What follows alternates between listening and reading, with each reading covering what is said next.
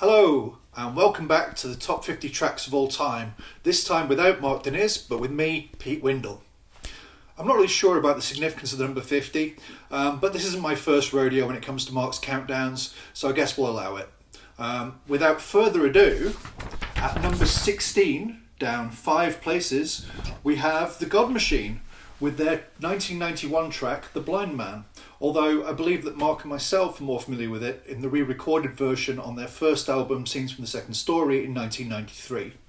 So why does it speak to Mark? Well, this is such a delicious mix of the kind of changing tempo music-wise, but with devastating lyrics, not very many, but powerful all the same, the music grabbing you and then the lyrics pulling you right in.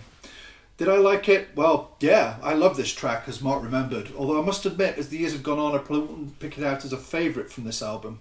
I seem to remember that Mark went some lengths to actually find this. It's somehow washed up in his collection as an unmarked C90, or one side of an unmarked C90 that turned up in a tape deck he bought, I think.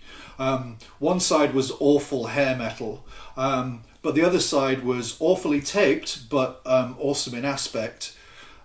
He couldn't identify it. Took it to a record shop, astonishing in Burnley perhaps, later to become the heart of the donk craze, but at that time kind of 50-50 indie rave, famous for their 1,000 copies of Dr. Adamski's Musical Pharmacy that they just couldn't sell.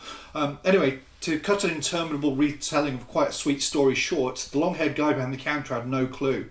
One of the customers thought it was the Gold Machine or Cold Machine or something.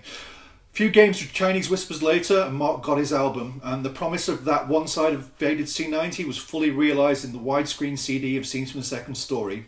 Check the whole thing out. I'm going to get in the bath and check it out myself now. But yeah, thank you. Bye.